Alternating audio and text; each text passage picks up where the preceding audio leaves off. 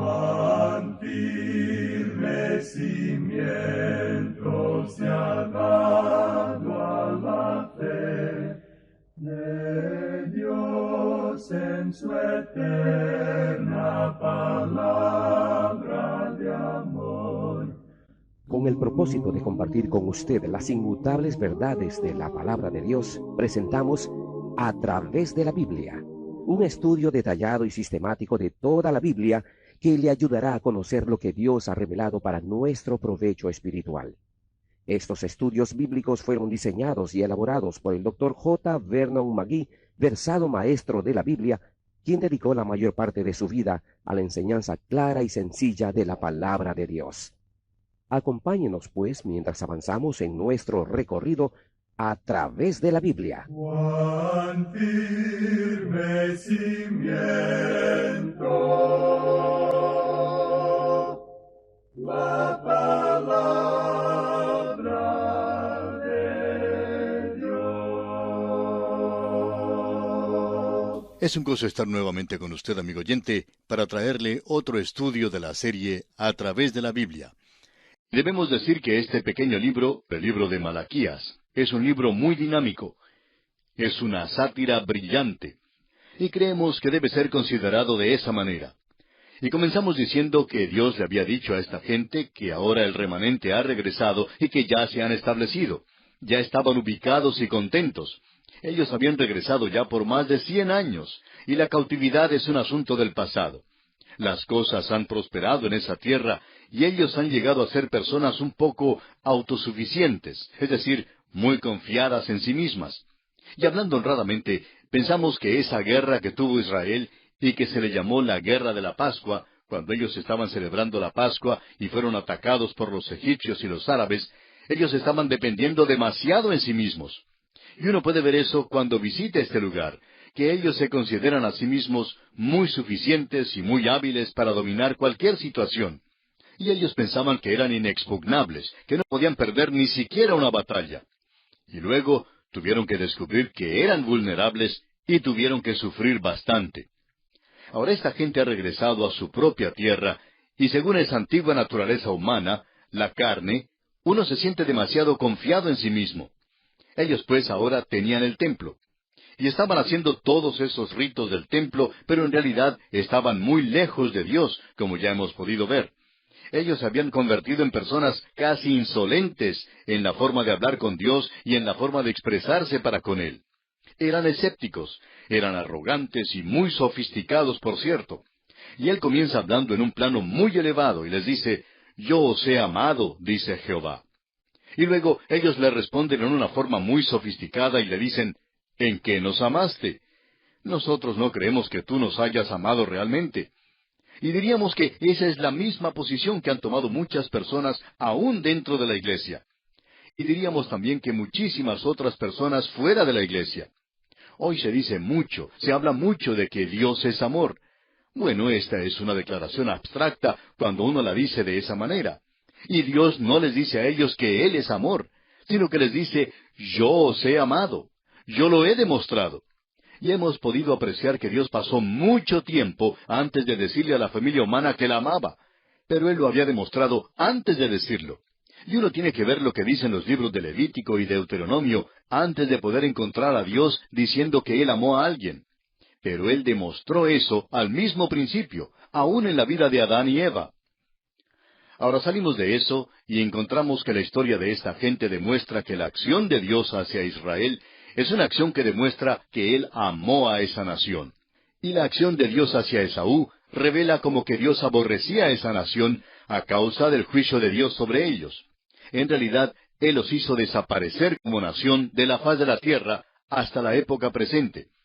Ahora ellos dudaban eso, y continuaban en su camino felices, apartándose de Dios. Y Él se acerca nuevamente a ellos y les dice, «El Hijo honra al Padre». Y por supuesto uno tiene que ir a una época no civilizada para encontrar que los hijos honren a sus padres, porque la forma moderna y la forma civilizada del presente es que ellos no honran a sus padres. Pero en aquellos días sí lo hacían. Así es que Él usa esta ilustración. El Hijo honra al Padre y el siervo a su Señor. pero ustedes no me están honrando.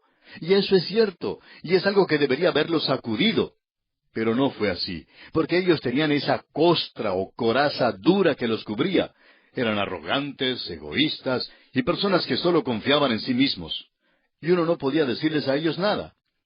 Pensamos nosotros que ese es el cuadro que tenemos no solo de la juventud del día presente, aunque decimos que los jóvenes de hoy no quieren escuchar. Pero amigo oyente, la generación adulta tampoco está escuchando. Y por cierto que no le están escuchando a Dios. Así es que Él podía decirles, vosotros menospreciáis mi nombre. Entonces ellos se muestran como heridos, como lastimados.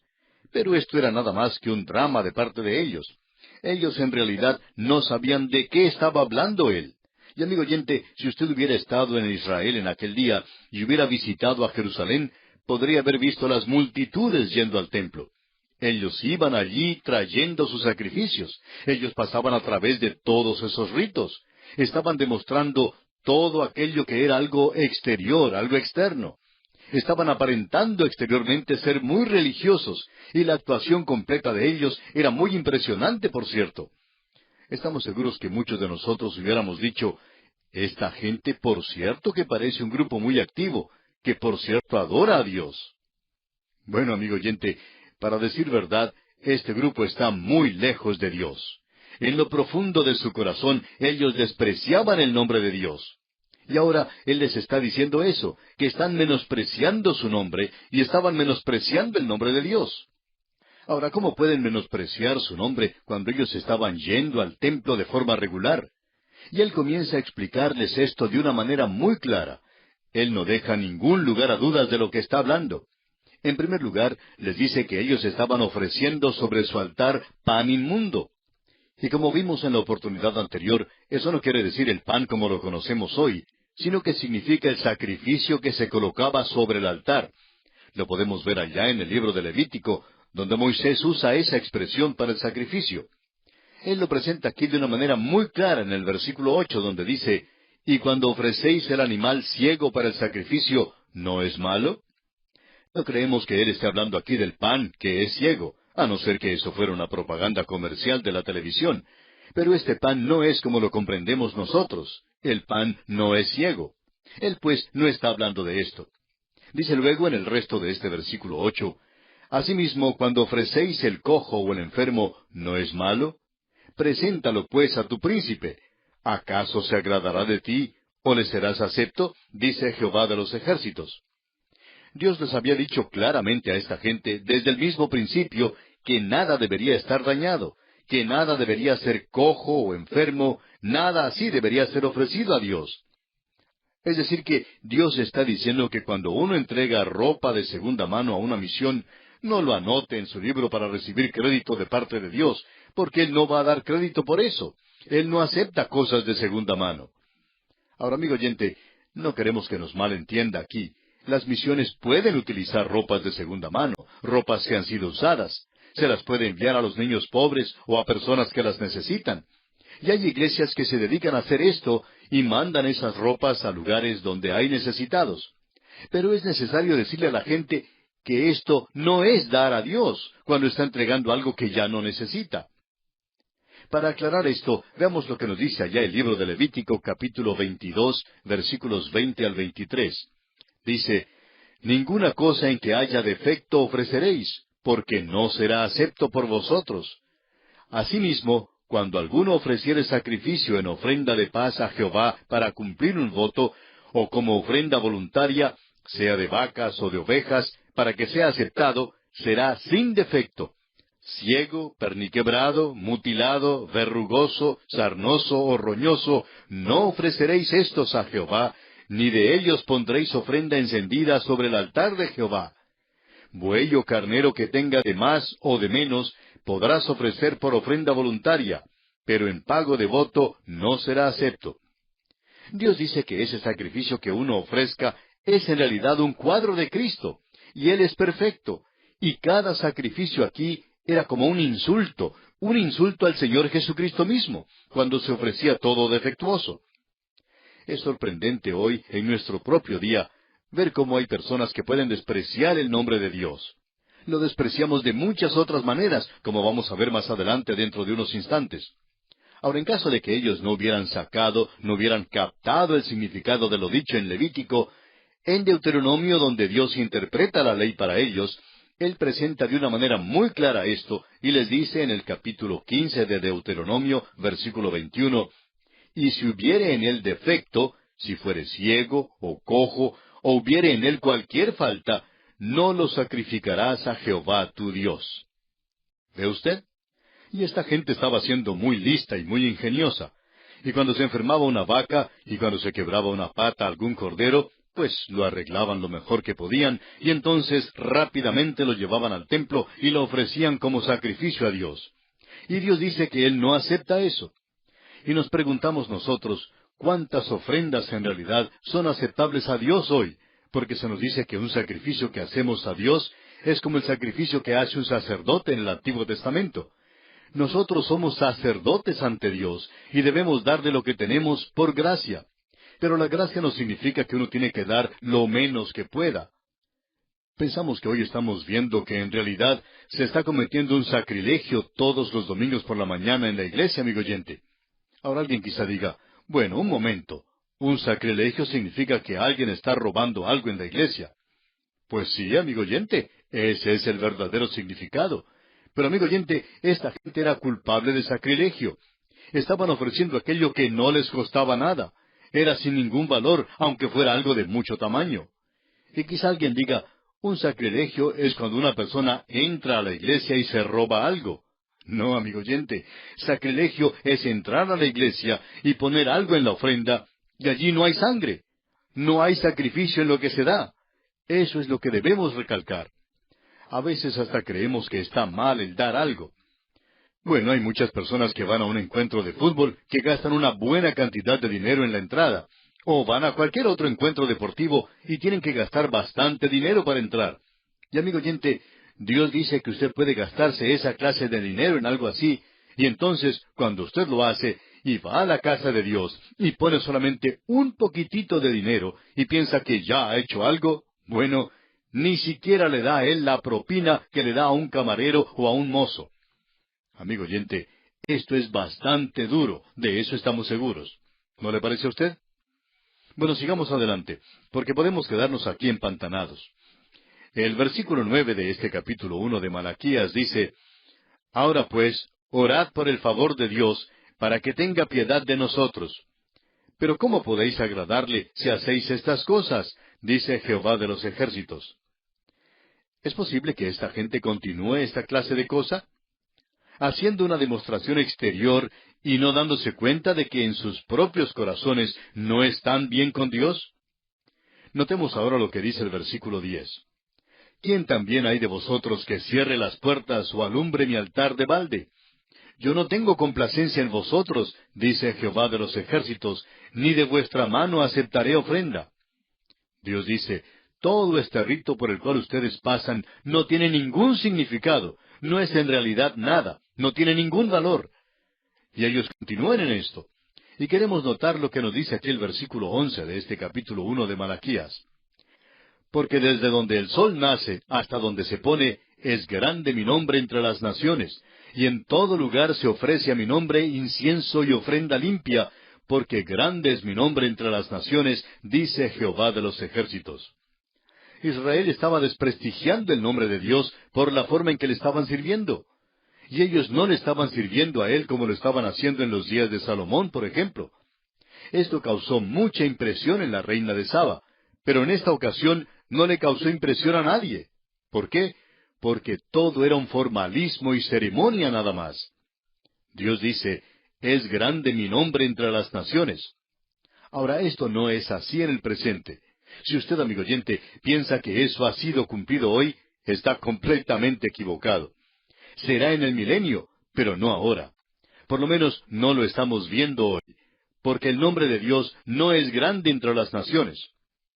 Y luego entonces este versículo 11 dice, porque desde donde el sol nace hasta donde se pone, es grande mi nombre entre las naciones, y en todo lugar se ofrece a mi nombre incienso y ofrenda limpia, porque grande es mi nombre entre las naciones, dice Jehová de los ejércitos.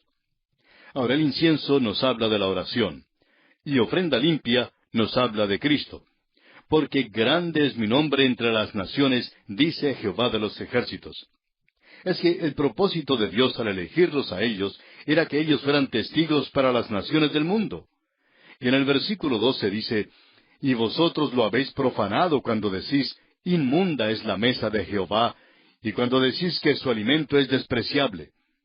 Y luego la primera parte del versículo 13 dice, habéis además dicho, oh, qué fastidio es esto, y me despreciáis, dice Jehová de los ejércitos.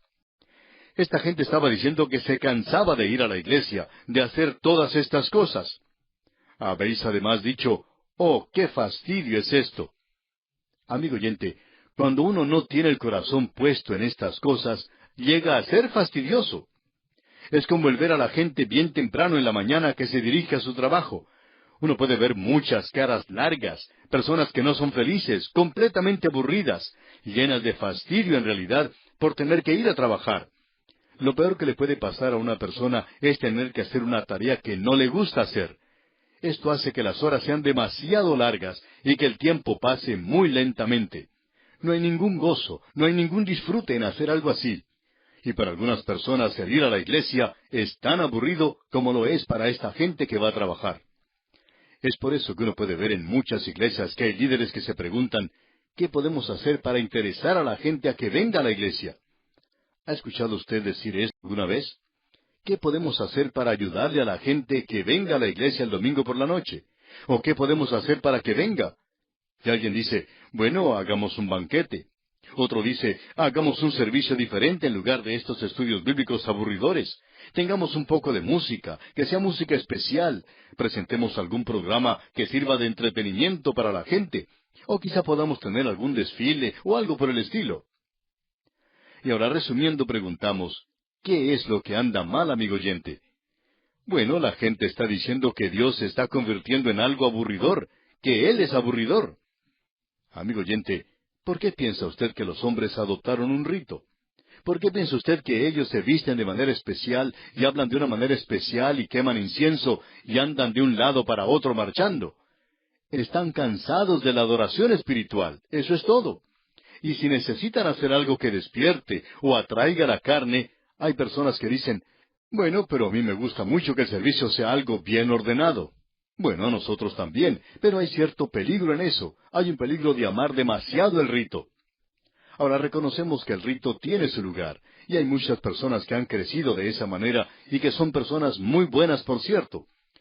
Por ejemplo, en una ocasión una pareja de ancianos se acercó a la iglesia donde predicaba el Dr. McGee, el autor de estos estudios bíblicos, y ellos iban allí porque en realidad amaban la palabra de Dios, pero eran miembros de una iglesia que hacía las cosas de forma muy estricta. Y a ellos no les gustaba para nada la manera informal que tenía el Dr. McGee de comenzar el servicio. Así es que este hombre y su esposa no iban a la iglesia hasta cuando se había completado todas las cosas informales del principio del servicio, y llegaban justo a punto de escuchar la predicación de la palabra de Dios. Y honradamente decían que no les gustaba la forma en que comenzaba el servicio. Pero ellos eran personas que realmente amaban la palabra de Dios y por eso iban a esa iglesia. Ahora, en el pasado, los puritanos se acostumbraban a sentarse en troncos de árboles y allí escuchaban por 2 horas. En el día de hoy hay personas que se sientan por 3 horas en las tribunas de un campo deportivo para ver un partido de fútbol. Hay otros que pasan frío y se aguantan la lluvia para poder ver un encuentro deportivo. Otros que pasan 3 o 4 horas viendo una película o escuchando una ópera. Y a veces hay cosas que uno puede disfrutar y pasar el tiempo de esta manera, amigo oyente. Pero, ¿por qué nos cansamos tanto cuando el predicador habla por 1 hora? Y sabe una cosa, por lo general los que se quejan más son los líderes de la iglesia. Las otras personas no se encuentran preocupadas por eso. Muchos decían que una predicación de 1 hora era muy larga. Los líderes de la iglesia, aquellos que se llamaban líderes espirituales, se quejaban. ¿Qué es lo que anda mal hoy, amigo oyente? Nosotros amamos demasiado el rito y la forma. Vamos a la iglesia y nos ponemos de pie y nos sentamos, cantamos la doxología como debemos, pero nuestros corazones, amigo oyente, no están allí. ¿Está nuestro corazón en esto? ¿Lo hacemos por amor a Él? ¿Deseamos adorarle? Ah, nosotros podemos cantar, el mundo entero no será dádiva digna de ofrecer, amor tan grande y sin igual, en cambio exige todo el ser. Amigo oyente, ¿es esa dádiva algo tan pequeño de ofrecer? Por cierto que lo es. Entonces, ¿por qué pone usted solamente unos centavos en la ofrenda si el mundo entero no es una dádiva digna de ofrecer a Dios? ¿Qué en cuanto a los centavos? Esos centavos no valen mucho hoy. Es muy fácil cansarse y agotarse en la obra de la iglesia en el presente. Ese gran predicador, Dwight L. Moody, fue a su casa en cierta ocasión y estaba muy agotado, y él tenía que ir a otra reunión sin tener tiempo de descansar. Su familia le rogaba que cancelara esa reunión ya que él estaba tan agotado. Y él dijo, me canso mucho en el trabajo, pero nunca me canso del trabajo. Qué bueno sería, amigo oyente, que pudiéramos decir eso nosotros también. Lo que ocurre, amigo oyente, es que hay demasiadas personas perezosas que están sirviendo al Señor hoy.